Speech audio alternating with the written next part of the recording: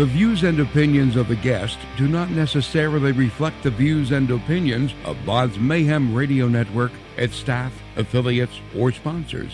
Parental discretion is advised. Welcome to BODS Mayhem Radio Network.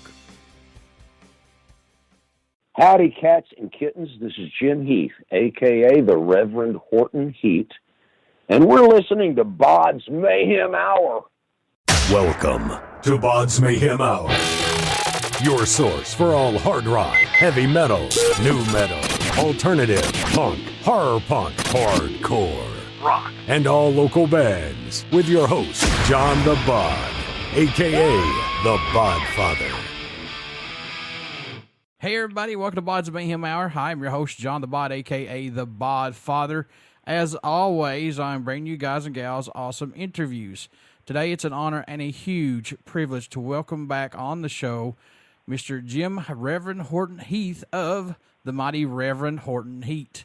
Reverend Horton Heat released their 12th studio album, first in nearly 5 years, guys. It's hard for me to put in a sentence a new album nearly 5 years, but that's the times that we live in right now. We're going to be talking to him about that. So, Jim, how's it going, man? Oh, it's going great. Thank you for asking. Glad to have you back on the show. Really glad to have you back on the show. Talk about the new album. And you have been quoted as to say, it's the most positive album I've ever done.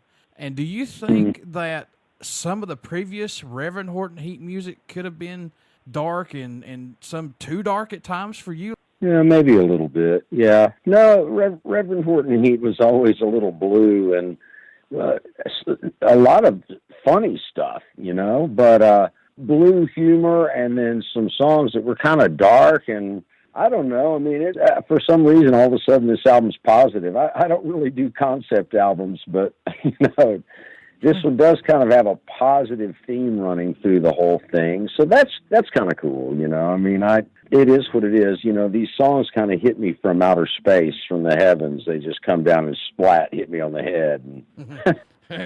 It's inspiration, you know, but you got to be there to work at it, you know. I mean, I'll be in my studio just kind of making a bunch of caterwauling and playing my guitar real loud and just playing the same old licks I always play. And then all of a sudden something will happen, something will come out. And I go, all right, there you go. It might be a lyric or me singing something or a guitar lick or something. Like going, oh, okay. Next thing you know, I've got the beginning of a song. And then the grunt work of having to make it all a full song, then that's when it's heavy duty. All right, Jim, it's been nearly 5 years since the band's last album. How's it feel to finally get this album out, man? I mean, like I said previously, this is hard even put into a sentence that it's been nearly 5 years for you guys to put out an album. Well, yeah, you know, lots of things happen. We're a hard-working live band, you know, and so it is what it is, you know. I mean, one thing, I kind of felt like I was wasting songs.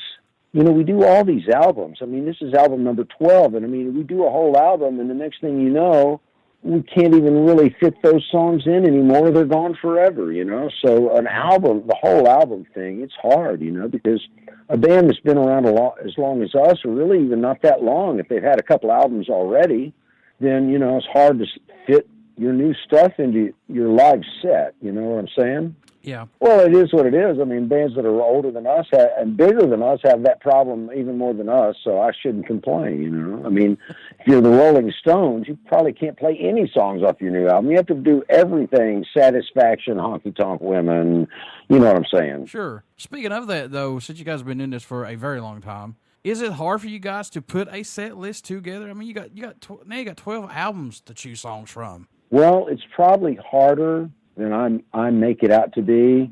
So I'm afraid I won't get the set list right. So I'll just do it real quick and that's it. That way I'm absolved of all blame for a bad set. No, I'm being kind of, I'm in jest here. Doing a set list. Yeah, it's not that hard, you know, but it is, you know, it is harder and harder to fit the new ones in, you know. So when I look at it, it's like, oh gosh, you know, I mean, how are we going to play this or that song that are, you know, songs that a lot of our fans want to hear us play, you know? And so it's a tough deal because we want to please our fans. We want to have a good time and all that. But I don't know. The new songs are working better than any new song since the early days of the band. Really, after for new songs coming in after albums have already been done, there's getting a lot of attention with our crowds like them. So, maybe not all of them. Who knows what's going to happen. And here's the thing, too. You guys sit on these songs forever, and you're working on. I'm sure you guys have to get burnt out, but when you see the fans reacting positively to this has to put the juices back into the excitement about this new album for you guys. Well, I've been excited about this new album for quite a while because we recorded it last year, 2017. Mm-hmm. It's been in the can for a while, and but yeah, no, it's a pretty great time for us. We changed drummers, and we got a super pro drummer who is also soulful and is a really fun guy to hang around with. And he's just an amazingly talented drummer, percussionist. And he sings too. He's great. And then we got this new piano player, Matt. So that's RJ Contreras on drums. He's awesome. And we got Matt Jordan on piano. And Matt is he's a really talented musician, and I think he's going to have an unbelievably great career. But he's an awesome piano player, just what I like. Louisiana rock and roll. It's awesome. After adding RJ and now you got Matt, what have they brought to the table for Reverend Horton Heat that might have been missing possibly, if anything, man? Well, I don't really think necessarily anything's missing. One thing about having Matt playing keyboards with us is that he's got really good, from the beginning of the band, what I did is I didn't want him to get in the way or change the sound of a lot of our songs. So there's quite a lot of our songs where all he does is just like a little bit of an organ pad, is what we call it. He just pads and just stays out of the way because Reverend Horton, I'm not going to change Reverend Horton Heat to some band and get out there with a guitar or something. All that. No, we're going to keep our sound. We're a 3-piece, but, having an extra guy as a 4-piece, of course it changes our sound on a lot of stuff. We got a lot more old-style rock and roll going. And, a lot of it is really just our old songs, a piano. Like Big Little Baby was the first single, and that's rocking and rolling like never before with a piano. A lot of my, I'm into that, a lot of my songs on my album through the years have a rock and roll, straight 8 Jerry Lee Little Richard piano, boogie woogie piano on them, but I never could find a guy that could tour, and so having Matt out on tour with us is just great. Are there any songs off this new album sticking out to you as of right now, if possible? I know these must change every time you listen to them, but are there any songs that stick out for you personally? Well, the title track is a really fun rock and roll song. There's a lot of really fun rock and roll songs on this album. And so that mixed with our two or three other kind of a little bit spacier songs. That's one slow song. They're all pretty neat, man. There's the title track is called Whole New Life, and it's a really good, fun rock and roll song in the tradition of rock and roll. Everybody, they call it rock and roll, but it's not rock and roll. It's got to have a straight 8 guitar like Reverend Horton Heat and Chuck Berry, and you know what I'm saying? It's got to have that old 1950s sound to it. It's got to have that 50s vibe to it type deal. Well, it's not really necessarily. Yeah.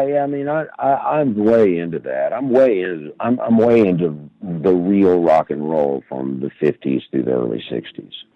So but we do our own thing with that. I've always used Reverend Horton Heat as a platform. Rockabilly kind of is a platform for Reverend Horton Heat. Well, sure, yeah. So we branch out and do all sorts of different things.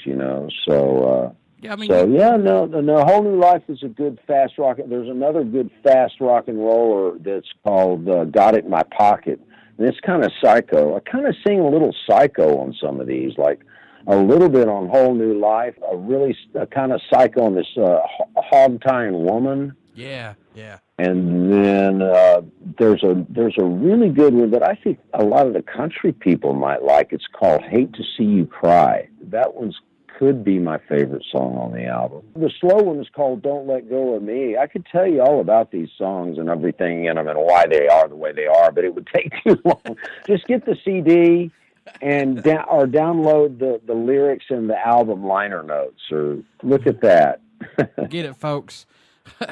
The thing I like about Reverend Horton Heat, and I'm not saying it's just because you're on here, I like you guys because you fit in with a different variety of music. You've got rockabilly, psychobilly, you've got country, you've got surf, you've got rock and roll, even metal at some point. You know, you guys really fit in all over the place with stuff, and I think that's what sets Reverend Horton Heat amongst the others that are out there, rockabilly and things like that. So kudos to you guys for still continuing to do that, man. Well, thank you. You know, it is just what we did. You know, I'm motivated by fear, and we tried to... We were fearful that we needed gigs. We were going to go away, so we would adapt, you know. So we'd play a metal club one night and a country bar the next night. Then we'd be back playing an alternative rockabilly show or something. Then we'd be playing a dance, have swing dancers, and then a punk rock gig. And so it's been interesting to adapt, you know, to all that stuff. And I think that's one reason why it's like that. So I don't think there's that many bands that do what we do, but, you know, we just did it out of fear.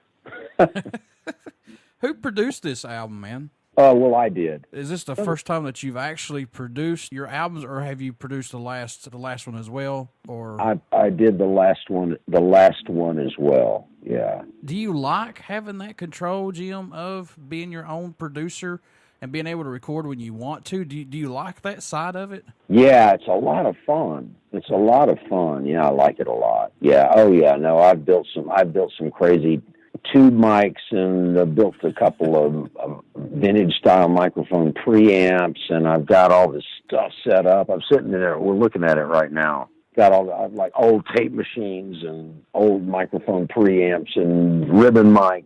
Pretty fun. I like it a lot. Here's the cool thing about that, though. Since you're recording and producing your own music, you know exactly what you want. You know exactly what the guys are wanting to put on the album, too. So that's even a better plus. Oh, yeah. Yeah. Well, you know, and it is because of the DIY generation. You know, we were kind of at a point where what they were going to offer us to do a record, I said, well, you know, all these other, you know, young kids are getting record deals with their Pro Tools set up in their basement, their mom's basement. You know? Yeah. So I said, okay, instead of trying to, you know, not having enough money to do something good, I'll just buy my own Pro Tools rig. And so I started getting into, you know, digital recording. And the cool thing is, people like me can have every bit as good as what the major studios have. So that's pretty cool. But, you know, immediately I was led off into the world. I've got tape machines now, and I've got old vintage microphones and stuff. And really, quite frankly, you know, as far as all the gear and all that, I love my gear. But it's really the most fun thing. Doesn't even have to do with gear. It's just the way you set stuff up. You know, you can move a microphone 2 inches. It makes a big difference. Oh yeah, for sure. Yeah. You know, so it's a lot of fun. It's cool. You know, it's like and my approach to the whole thing is I approach it like the old guys. We all get in one room. We record it. You know, and then I usually redo the vocals. And then about half the guitars are just in there from what we did, the original. But this last album, it's, you know, listen, man, when you get, it's a long story. This last album was very, very hectic, and it was hard the way we had to do it. But, you know, we pulled it off, you know. It was a hard record. It was hard. Because for one thing, we were taking 2 months off, and that's when Chirilla, my drummer, quit. Yeah. So right in the middle of the time that we took 2 months off to work up and record the album, it was really more like 3 months. He quit. So then we're out of money. You know, we'd saved up for just that. That money's gone. Now the album's out the window. Now we got to spend 3 months finding a new drummer. Hell, I could have found a new drummer in 3 hours. I didn't need 3 months, but you know, then I had to figure it out, you know, and yeah. I got RJ. RJ came in. He woodshedded really hard on just the demos I gave him. We went into the studio and cut 10 songs in 2 days and made sure his drums were right. And he got them all right. And I mean, 10 songs in 2 days, that's pretty good. Damn. The drums and the bass and some of the guitars. You know, I was in the room with him when we were doing it, so it was doing the voice and all that was kind of hard. So that's the way we did this. And so quite a lot of the other stuff, like the overdub vocals and extra guitars, I do that at my studio. And that sucks, man. Right when you're recording, you have a member just a step away, and that sucks. But, you know, hey, Yep. sometimes you catch But lightning look in at a how bottle. it turned out. Look at how it turned out. It Yeah. was an adverse thing. And now Scott, my dear friend Scott, my old drummer, he's happier now. And that's great. I love Scott, you know. And we've got a drummer that is just amazing. And he's a lot of fun to hang around with. And so it's a beautiful deal, you know. So Strange things, man, happen like that. That's for sure. Meant to be, I guess, you know. yeah, well, it is. Some things are heartfelt, you know. I mean, Oh, yeah. one of my oldest, he played with another band with one of my oldest friends, and my friend Matt Hillier from 1100 Springs, he called me up and he goes, "Man, you got to get RJ on drums." I mean, he called me up the same day, and I said, "Well, RJ's your drummer," and he said, "No, he quit about 6 months ago. But I bet he'd take your gig, man, because you guys work. He wants to work a lot." And I said, "Well, he's found the right guy." But anyway, a guy kind of gave me his drummer. It was pretty nice, you know. Things work out. Oh, yeah, for sure. Now, the artwork on this was created by a pair of rock and roll sisters called the Mad Twins, Aaliyah and Vera. I'm sorry. How was working with them on this creation of the album artwork, Jim? Well, that's another very heartfelt thing because they are just wonderful people, and they're unbelievably talented artists, and they're quite unusual. They work together. So they'll do animation. They'll be drawing with pen and on paper, or they use a lot of different mediums. They're geniuses, but they'll be drawing together and they'll switch off. "Oh, why don't you finish her shoes?" "Okay, I'll finish this guy's bow tie over here," or whatever. You know? They're really, really, really talented, but what's crazy, they're in the Ukraine. They're in Kiev, Ukraine, and they couldn't speak English, but they really liked roots music, and they went on a Social Distortion chat room and started. That's how they learned to speak English.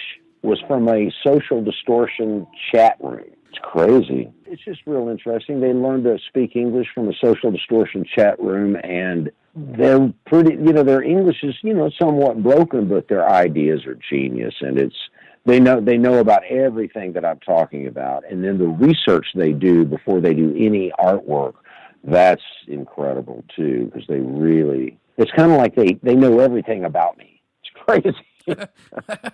You guys have been doing this for a very long time. When you come into the recording studio, do you do anything differently during the writing and recording process to help keep your mind open and fresh, to not let the music get stale or get boring?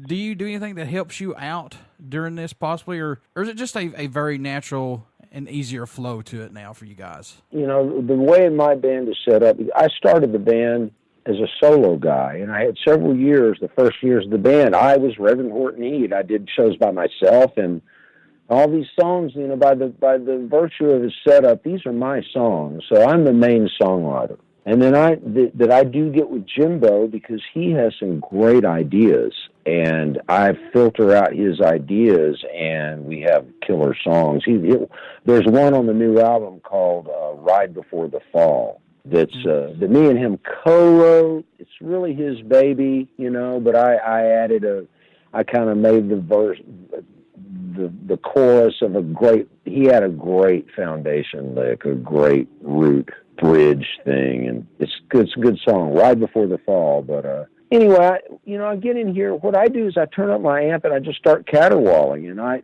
caterwaul like crazy, and then all of a sudden I hit on something, and then I just am in here for hours banging away at my guitar. It's embarrassing. What can fans expect at a show from the mighty Reverend Horton Heat, who have not got to see you guys live as of yet? A big slap bass, big twangy guitar, and fast finger picking, a really hot drummer, and a really talented piano player, and a lot of high energy stuff. High energy fun, rock and roll fun. My albums have slow songs, And I think those might be some of my best songs. But when we play live, we don't play many. So we play one or two. We don't really play two. So that's kind of odd. I've been doing a solo thing, going back solo and doing some shows. And on those shows, when I'm just by myself and my guitar, I do a lot more of the slower stuff on those shows. So now, when you're doing your solo stuff, do you like that a lot? I mean, because it's more intimate. I mean, it's just you and your guitar and the fans. Do you feel like you're more involved with the fans during that? Yes. Oh, yes, absolutely. Because a lot of different rooms are different, but a lot of them are listening rooms. Yeah. And those that I did not know about that until I started. I'm out of it, but I, started doing the solo thing, and I started getting these gigs in these listening rooms. And what's great about it for us is it doesn't really even compete with the Reverend Horton Heat main market where we normally play at all. So I can go around and do these little listening rooms, and they're kind of awesome for a solo act. And I tell stories and get to play some stuff that I don't normally get to play, It's a shorter set, It's not a full-on 2-hour set or something, but I put in a good hour. I like to see musicians take that route. I like to see kind of like a storyteller's type deal. I love seeing that when they are just with a guitar and themselves and that's it. And then they break down every song and they go through it and tell you step by step what the song is and how it became. And I think that gives you more of an insight on what that musician was thinking or what he was feeling at that time for that song. So I like that, man. Well, yeah,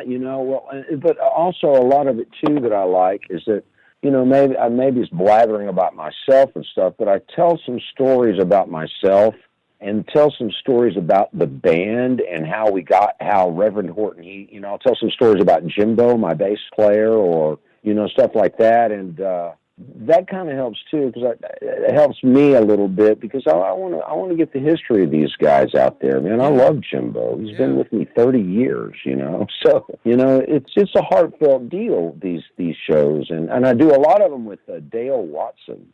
And I've known Dale for longer than Jimbo. I've known Dale for 33 years, I guess.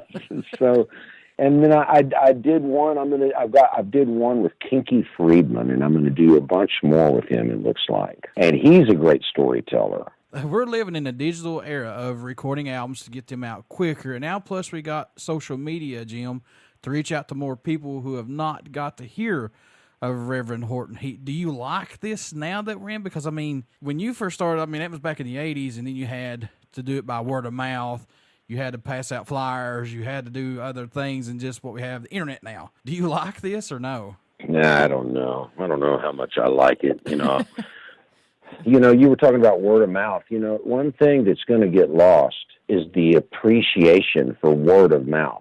Yes. Which was it was like magic. I don't know how it happened. And people with social media, they think that everything happens with social media. Mm-hmm. And that's how people find out about everything. And it obviously doesn't have to be that way because back in the day, word of mouth would be just an incredible driver for what I do. People showing up from town to town. You play San Antonio and have a good show. The next thing you know, people are at your show in Austin saying, we heard about the San Antonio show. And how, I guess that telephone. They use just a regular landline, Yeah. So, I don't know, man. I just it's an interesting time, I don't know what to think about it all together. I think that it's probably it's probably a really great thing in some ways. In some ways, I think it's really dangerous. People will have to be smart. I think I think there'll be a backlash too. I think people are gonna. We're probably nearing a national put down your phone day. Oh God, yes. Yeah, people can't stay off their damn phones now. It's sad. Hey, I do it too, but I'm a news junkie. I like to. It's my newspaper, Yeah. So that's the way I look. And then it's my email. I can do email. So it's like I said, it's a great thing. I can sit in the parking lot outside of where my little girl does ballet and do email. It's like, Daddy, look, yeah, doing a great job. So in a way, in that respect, it's way better than, me having to be at an office, late at night, and so, but I do kind of have an office. I have my studio here that I drive to. It's about a 20-minute drive. I use my phone mostly just for keeping up with my sports teams. That's it. And then if somebody wants to text me, that's fine. I may get back with you. I may not.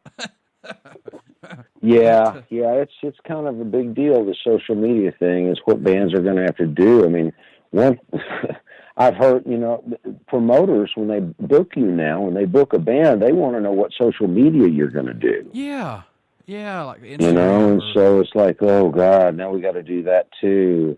We used to be able to just do the gig and you promoted the show. Yeah. That's why we need a promoter. But anyway, it is what it is. I've adapted to changes as well as I can, and I try to keep in mind, there's going to be some things lost. The communication between people is potentially a danger. The direct communication. And turn everybody. Everybody talks to each other like they're posing for an Instagram selfie. Oh, yeah. And I hate seeing these commercials, and it's the God's honest truth, where families sitting around a table getting ready to eat, and they're all on their phone saying, can you pass the bread? Can you pass the potatoes? And they're texting it to each other. What the fuck? I mean, yeah. I just want to take the the phones makes you think. I just want to take the phones and throw them and say, no more.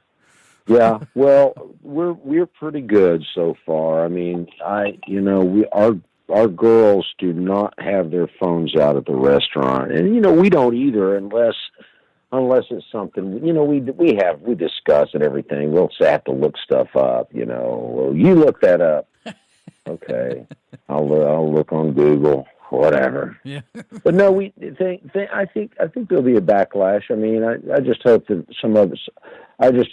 we don't get totally brainwashed, and it appears that that could easily happen. What does Reverend Horton Heat bring to the table for music that's not out there as of right now? I mean, I know nobody's reinventing the wheel, but what does this band bring to the table, man? Well, I don't know. A good time, fun, smiles. Yeah. We have a good time, and it's really great show.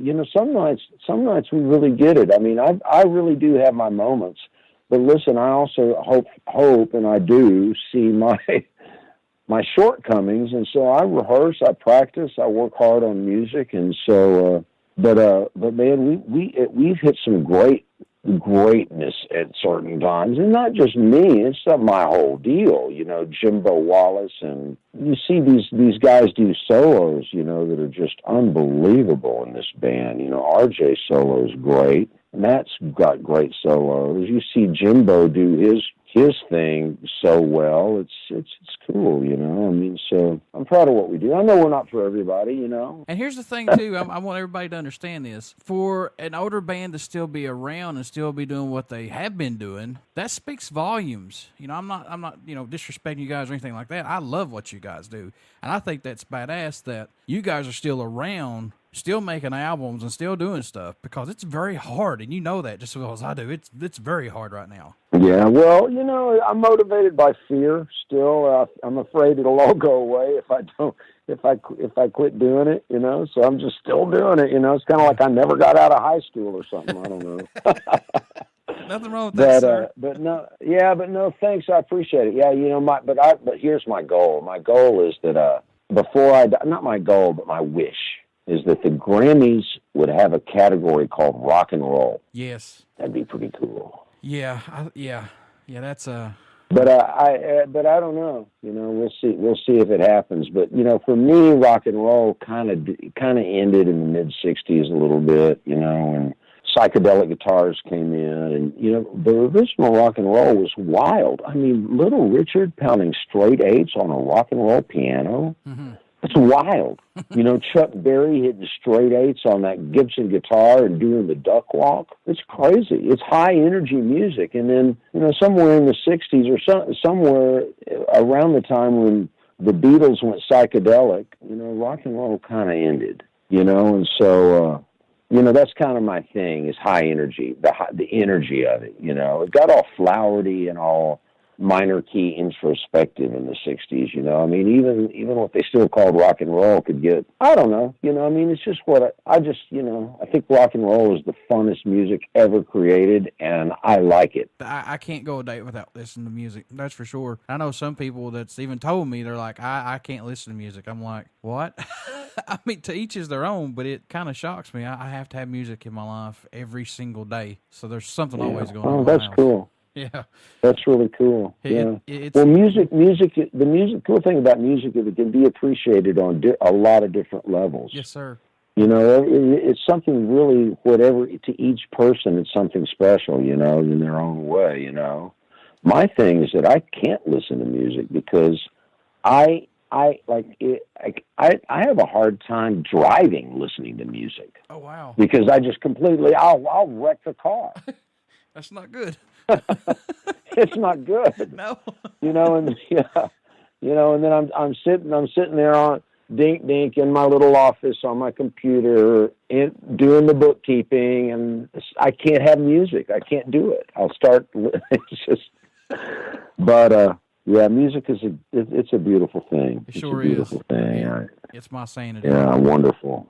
Yeah, well, I'm super lucky, and I'm super grateful that I get to do this for a living. So I for sure don't take it for granted. What made you want to become a musician? What was that spark for you, man? That said, yeah, that's what I want to do right there. Well, seeing the Beatles on the Ed Sullivan Show and all the girls screaming at them, I thought that's pretty cool. And I remember when we were kids, and when we were kids, we really liked Paul Revere and the Raiders too. We used to pretend we were them. It was really goofy. But then I don't know, playing guitar. I used to like to, everything I tried when I was a kid, sports related. It just seemed like I never could really get any better at anything, but guitar, I felt like I can tell I get better if I practice. I learn a lick and wow, that's great. I learned a new lick. There's just a lot better feeling of accomplishment than just, being able to have a mediocre golf score or something. So, I was playing guitar. I kind of gave up on my friends, and well, what happened is my dad caught me with cigarettes. Uh-oh. And he made me, and he said, look, you're not doing anything. You got to do something. So I said, okay, I'll learn to play guitar. So here I am. But no, I just started really focusing on it. And I was in one band that I wasn't very good, a little 50s band, and they kicked me out of the band because I wasn't very good. I couldn't even tune my guitar really. And, but it made me mad. So I decided, it made me focused, and I practiced guitar really hard for about 6 months. And about 6 to 8 months later, I was back in the band and I was the lead guitar player. Is there a country that stands out or shocks you that Reverend Horton Heat gets support from, or your music gets played there? Yes, because I've heard that we have fans in Brazil and Japan. We've never been there. But, in Korea, we've got some Korean fans, and we have some fans in Russia. And it's always amazing to me for that. I guess, it's pretty cool. I mean, I wish we could go to all those places, but maybe one day. Don't give up yet. Yeah. Yeah, I'm still up for adventure. At the same time, it's kind of hard. I got to keep the band together. I kind of have to play wherever they ask me to play. Sure. Like, people always ask me, they go, "Why did you decide to play at Joe's barn or whatever?" And the phone rang. That's why I decided to play at Joe's barn. Yeah. What's it mean to you, and I'm sure you still get this today, what's it mean to you when you receive an email from a fan, or prior to the shows or after the shows, they tell you that Reverend Horton Heat's music has pulled them through a bad experience, it's gave them the inspiration to overcome obstacles, or it's even made them relax and get away from the everyday bull crap that we go through. What's that mean to you? Well, it means a lot. I mean, I really can't believe it, you know, but no, one of the hard things about it is it's a responsibility. You know, I'm sitting here thinking, man, this is something, this person, like, you know, military people that say that my music got them through these hellish times and got them, you know, fighting wars, and then they'd listen to us and stuff like that. It makes me think, man, it makes me humble. You know, it's something special, you know, so I do not take that for granted, you know. I just like to say, as a fan for a while, thank you for your music and for sticking around and doing what you guys do. I truly appreciate it as a fan, Jim. Well, thank you, brother. I appreciate it. That's very nice of you. How can folks buy some merchandise, keep in touch with you guys, buy this new album, Whole New Life, things like that, man? How can they do that? We sell T-shirts and stuff through our website, which is ReverendHortonHeat.com. And then you can get other stuff from us from Victory Records. Victory Records does a couple of styles of T-shirts or more. And, you know, that's our label. You can get our albums, and you might still be able to get colored vinyl. I'm not sure what the deal is with the colored vinyl. I got one of each. And before I let you go, good sir, would you care to do a promo for my show? Sure, absolutely. I'll be happy to. Howdy, cats and kittens. This is Jim Heath, a.k.a. the Reverend Horton Heat. And we're listening to BODS Mayhem Hour. Everybody stick around. We got some great music coming up, and you only hear these interviews right here on BODS Mayhem Hour and BODS Mayhem Radio Network. Please go out and check us out on our Facebook page. Our podcast link and our YouTube link is there as well. And please, if you haven't heard of Reverend Horton Heat, get out and check them out. I guarantee you'll dig these cats. Thank you so much, Jim, and have a great 2019, my friend. Hey, thank you, brother. Thanks so much, man. Thanks for your help. Now you're the golden.